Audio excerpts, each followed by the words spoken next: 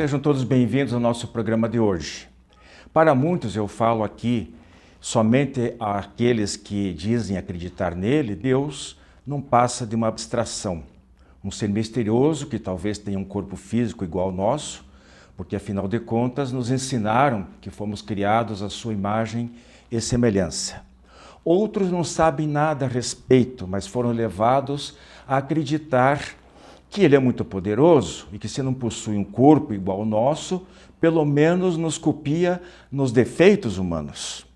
Um Deus, por exemplo, insensível e injusto, capaz de criar pessoas muito diferentes, ricas e pobres, saudáveis e enfermas, e exigir delas comportamentos e ações idênticas, ou de condenar alguns, muitos, talvez muitos mesmo, ao fogo eterno do inferno. Se uns esquecem que ele existe, quando tudo vai bem só lembram na hora do aperto, outros fazem dele uma banalização. Deus me livre, pelo amor de Deus. São frases ditas de maneira inconsequente e que não significam absolutamente nada. Como muitas vezes também o se Deus quiser. Como se Deus não quisesse, não desejasse sempre o melhor para as suas criaturas. E não fôssemos nós quem age e deseja as coisas erradas. E tem também o graças a Deus, que até parece muito louvável, mas esconde um sentimento de profundo egoísmo. Porque, por exemplo, quando nós escapamos de um perigo, de um acidente em que há vítimas gravemente feridas ou que até perderam a vida, nós exclamamos graças a Deus. E aí nós rendemos essa graça ao Deus como se Ele nos privilegiasse. Os outros não mereciam a mesma atenção, o mesmo amor de Deus. Apoiados em O Livro dos Espíritos, nós vamos tentar agora desvendar um pouquinho sobre Deus, esse ilustre desconhecido. E uma pergunta para o Espiritismo responde: será que o demônio pode dominar uma pessoa? Primeiro nós temos que saber se ele existe, não é mesmo? Mas, de qualquer forma, aguardemos a resposta de Humberto Maffesoni.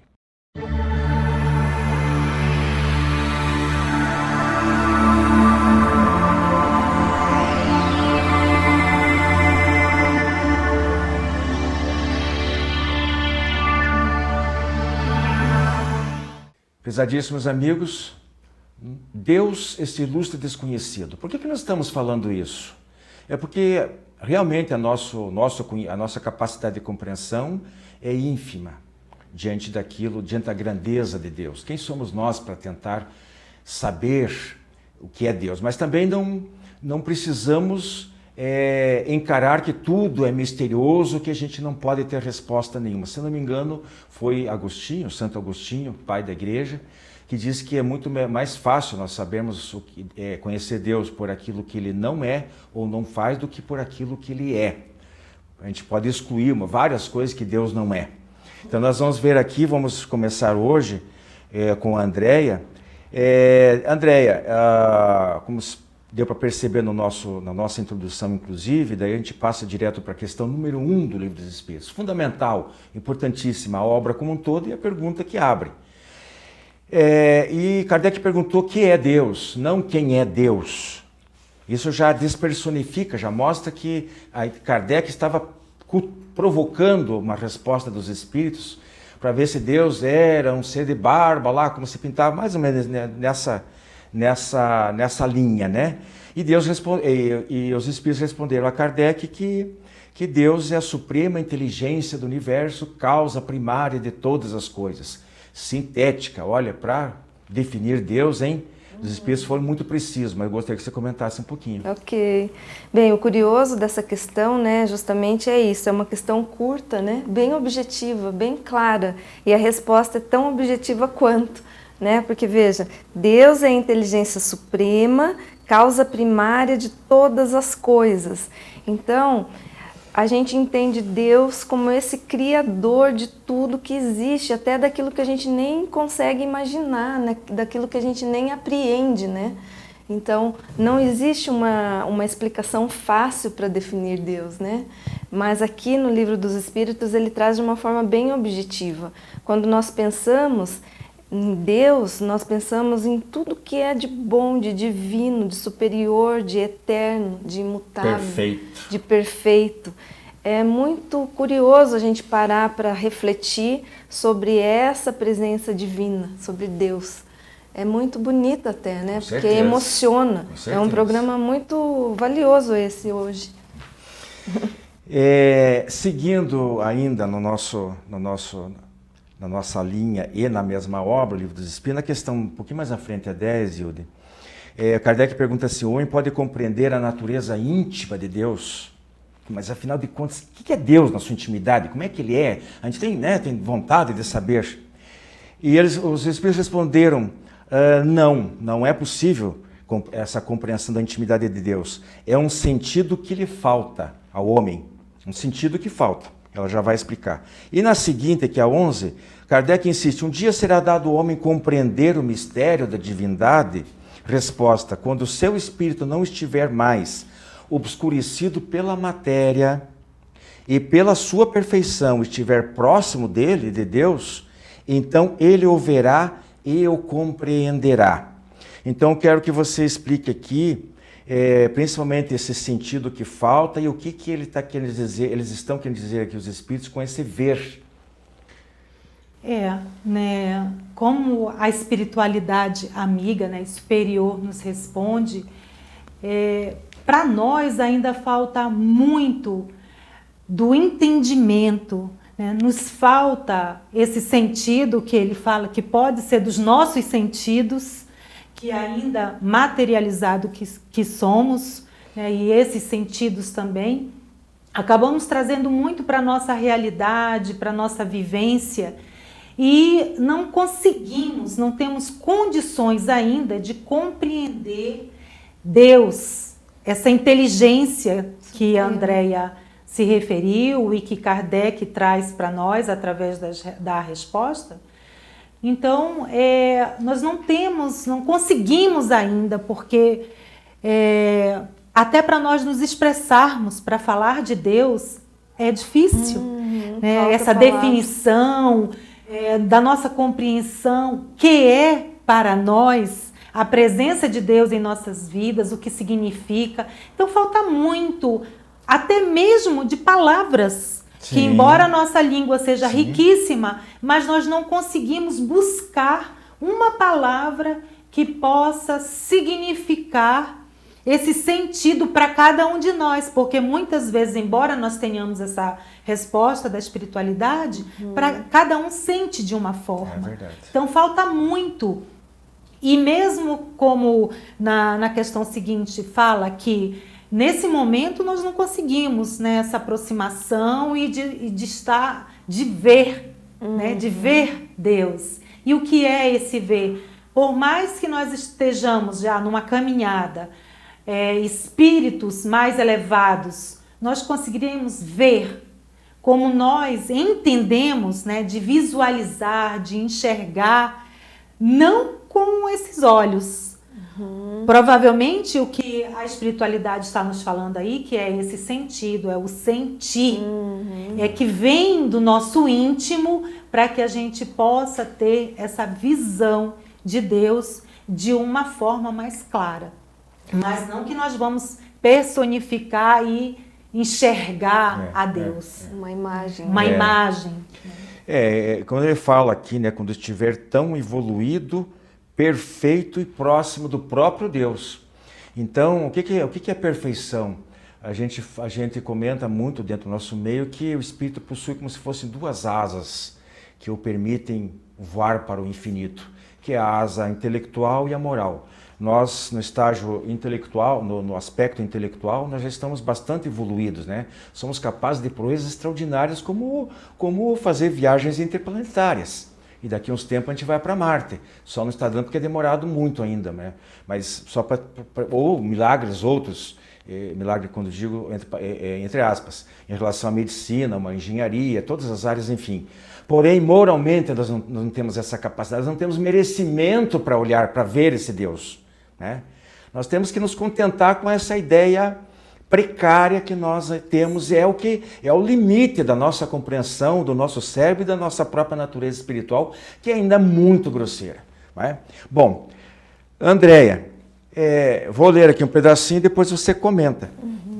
Compartilhando com o nosso telespectador o seguinte: alguém já parou realmente para pensar que realmente como Deus é, ou como pode ser? Nem que seja título de hipótese. Filosoficamente, a filosofia pergunta muito. E a doutrina espírita é ciência, filosofia e religião. Então nós temos que nos perguntar, certo? Não tem problema nenhum. Não é questão de dizer que está duvidando de certos conceitos. Nós estamos questionando para ver se a razão avaliza aquilo que nós já aprendemos ou supomos que seja uma verdade. Será que ele é uma energia? Mas de que tipo seria essa energia?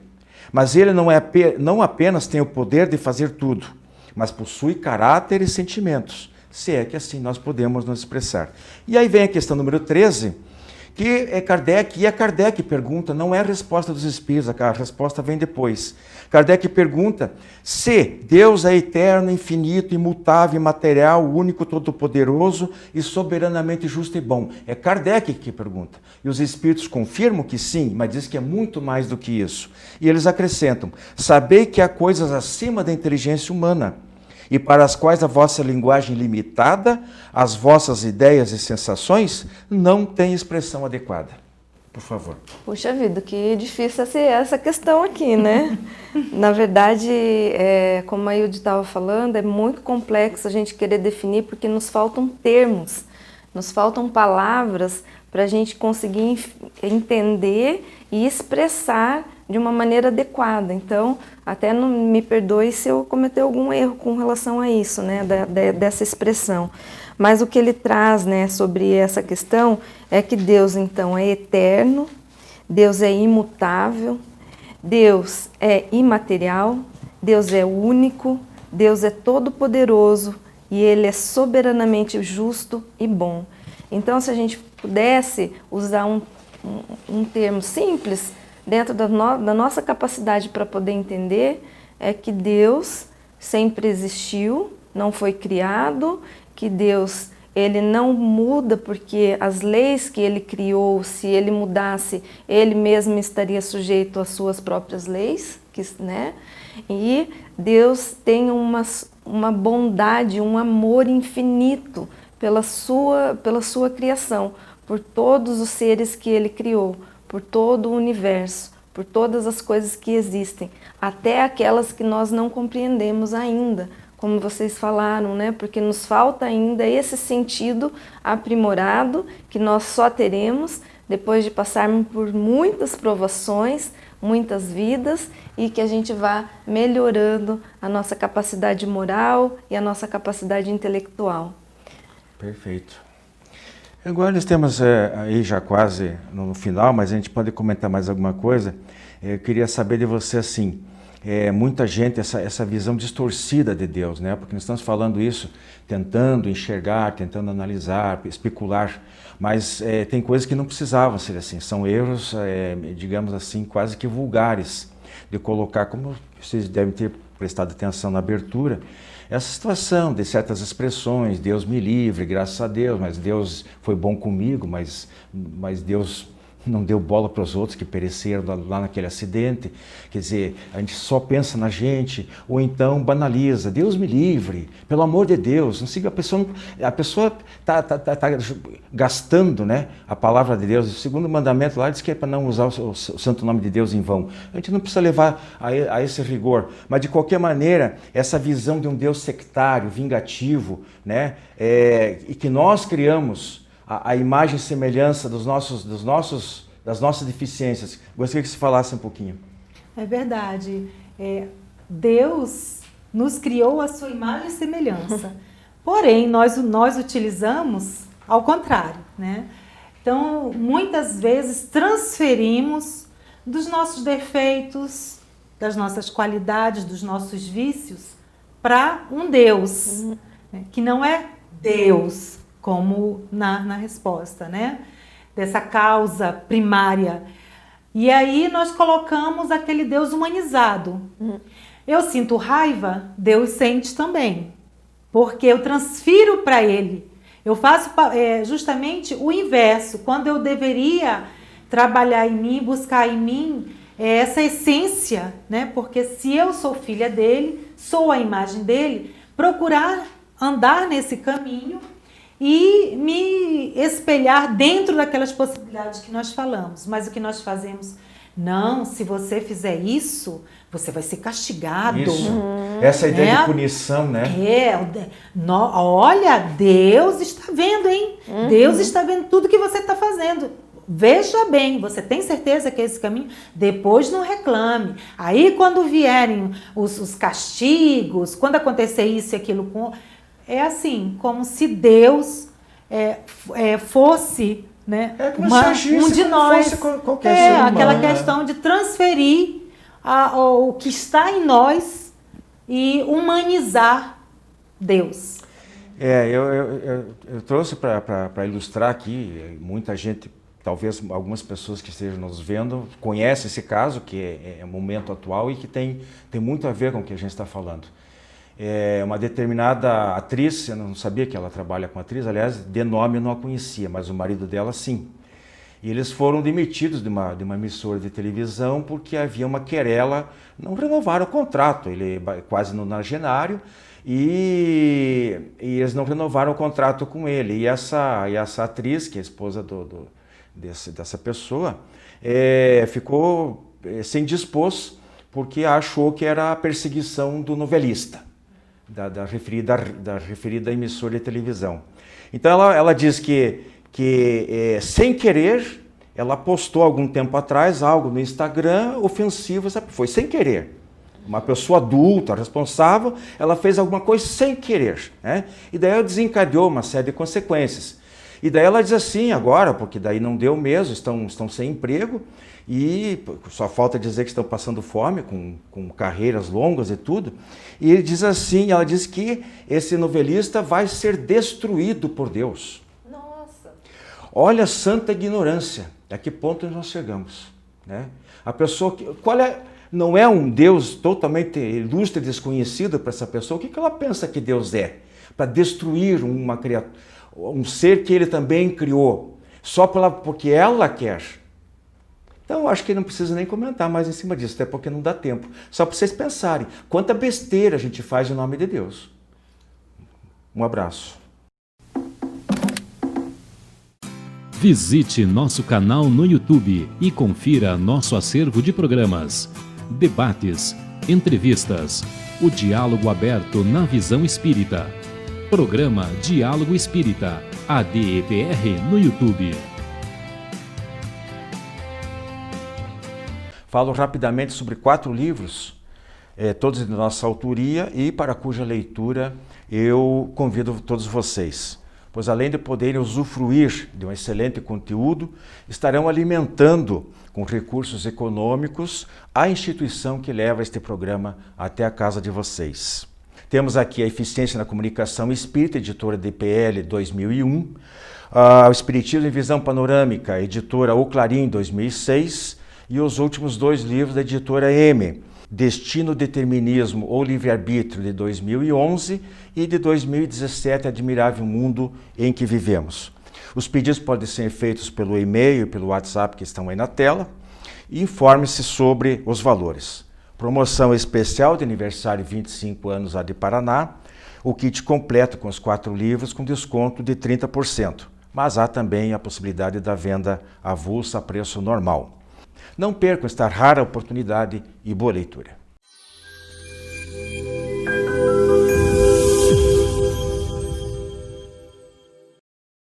Olá, amigos!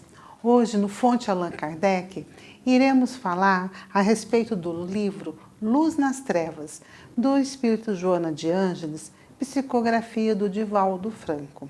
Ele vai trazer para nós a respeito do uso da palavra. E eu peço licença para vocês para fazer a leitura aqui. Com uma palavra, levanta o ânimo de alguém ao quebrado. Ilumina uma consciência obscurecida. Facilita a movimentação de outrem paralisado. Então, ele vem falando a respeito da palavra. Então nós iremos ver no livro A Vida Escreve, de psicografia de Francisco Cândido Xavier, com Valdo Vieiro, a respeito da palavra também. Então conta-se que ao finalizar uma grande obra de um salão grandioso, moderno, a equipe da construção vai então fazer os últimos preparativos, ver se estava tudo de acordo para o dia da inauguração. E eles então vão ver se o som está funcionando de acordo. E o engenheiro pede então para o mestre de obra, o Belmiro, para ele ir lá fazer o teste. E ele pergunta para o engenheiro: o que eu falo? E o engenheiro responde para ele: diga qualquer coisa, o que lhe vier na cabeça. E Belmiro então lembrou das palestras, dos livros que ele lia e ouvia, da importância de aproveitar as oportunidades. Então ele vai ao microfone e diz: confia em Jesus, confia em Jesus. Todos ficam contentes porque o som está funcionando maravilhosamente. Quando eles estão ali, dando continuidade aos preparativos, eis que entra uma pessoa maltrapilha, suja e muito entristecida e pergunta quem falou aquelas palavras. E Belmiro então dá um passo à frente e se identifica como. E esse homem então agradece porque ele tinha ido até ali para dar cabo à sua vida, porque ele não via mais saídas para a sua vida, estava desempregado, com filhos pequenos e uma mulher doente. E ao ouvir aquelas palavras, ele despertou e viu que a decisão que ele havia tomado não era uma solução, não era uma saída. Então ele, dali para frente, ele ia renovou as suas energias. O engenheiro, escutando essa história, convida-o para vir trabalhar nessa equipe da construção, oferece-lhe um emprego. Então, a palavra, ela é neutra na sua estrutura linguística. O uso dela se faz dar-lhe o sentido de liberdade e de felicidade, ou nós podemos também torná-la ácida e destrutiva. Então, que nós saibamos usar as palavras, aproveitar todos os momentos para dizer coisas construtivas, edificantes. A palavra contagia, ela constrói. Um abraço a todos vocês. Clube do Livro Espírita de Curitiba. Mais de 2 décadas consolando corações, iluminando consciências. Associe-se e tenha o melhor da literatura espírita em sua casa. Descontos de até 60% no preço de capa e no primeiro ano ainda ganha uma assinatura grátis do jornal Comunicação Espírita. Associe-se agora e contribua para a manutenção deste programa.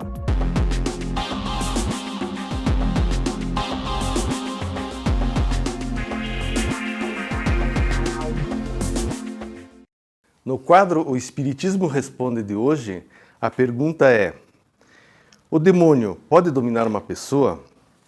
Bem, inicialmente eu vou definir a palavra demônio. De onde vem esse termo? A origem dela significa, se você procurar em qualquer dicionário, gênio que influencia uma pessoa para o bem ou para o mal. Ou seja, o gênio ali, no caso, não é aquele gênio da lâmpada maravilhosa.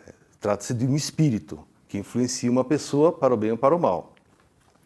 Pois bem, então essa ideia do demônio com chifre, com um rabo e que habita um inferno e lá queima espíritos, é, assim como o gênio da lâmpada maravilhosa, uma figura folclórica que serviu há muito tempo atrás para explicar aquilo que nós não compreendíamos ainda.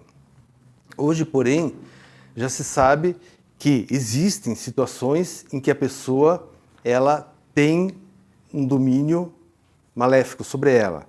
Nós chamamos de obsessão. A obsessão ela é tratada como uma enfermidade espiritual, da seguinte forma: ela ocorre quando dois espíritos, em determinada encarnação, devido a uma dissídia grande, eles, devido também ao próprio ego de cada um exacerbado, se entram num conflito muito grande, e sempre aquele que teve, vamos dizer, o maior prejuízo, pensa como muitos pensam: eu não vou fazer igual, agora eu vou fazer pior, e tenta uma vingança. E, de outra forma, aquele que agora foi vingado pensa da mesma forma e também quer uma nova vingança. Isso ao longo das existências em que dois espíritos encarnados ou quando desencarnados alimentam esse ódio, esse sentimento de vingança por um determinado fato que foi ocorrendo e passam a viver um ciclo de algoz e vítima, acaba acontecendo que os vínculos fluídicos devido a esses sentimentos de ódio unem os dois em todas as encarnações, mesmo que um esteja desencarnado e outro encarnado. Aí ocorre que o desencarnado, vinculado e como o perseguidor daquele encarnado, pode até, devido à grande frequência vibracional que une os dois, os laços de ódio e de vingança, sim, quase tomar conta do ser, do encarnado que passa a ser a vítima nesse momento. Então chamamos de obsidiado. Não que ele seja uma vítima, sim, mas ele faz parte do processo. Ora algoz, ora vítima, durante inúmeras encarnações. Então, esse fato que justifica a ideia de que alguém é possuído. Tá? Mas o que acontece? Esses dois elementos que a gente citou no exemplo, eles são duas vítimas de si mesmos. Os dois são enfermos, né, de sentimentos ruins e, em geral, eles têm uma monoideia, um monossentimento de ódio que toma conta e que dirige seus procedimentos, suas existências e seus atos. No Espiritismo, nós buscamos a cura para isso através de um trabalho mediúnico, onde o médium se propõe a receber a comunicação daquele que está desencarnado e um dialogador para tentar retirar da mente dessa pessoa que está envolvida no ódio, desse desencarnado que procura possuir, procura dominar o encarnado, a fim de que ele desperte, a fim de que ele tenha um flash de racionalidade e perceba que ele sofre muito mais do que aquele que ele quer que sofra. Quando esse processo de desobsessão, que a gente chama, é feito desinteressadamente, com o objetivo de auxiliar e de desenvolver a caridade dos próprios atuantes desses grupos, a espiritualidade maior dirige esses trabalhos. Então ela mesma providencia que aquele que está desencarnado esteja presente, receba esse primeiro auxílio devido à facilidade de contato com encarnados, pois ele está, vamos dizer, grosseiramente envolvido em energias, fica mais fácil, e o processo se dá a fim de que ambos passem a perceber que sofrem desnecessariamente e que o caminho da libertação, tanto para um como para outro, é o perdão, inicialmente o esquecimento e o desenvolvimento do perdão, do qual eles vão acabar se unindo em fluidos menos densos e terão a oportunidade de se desvincular desse sofrimento cotidiano.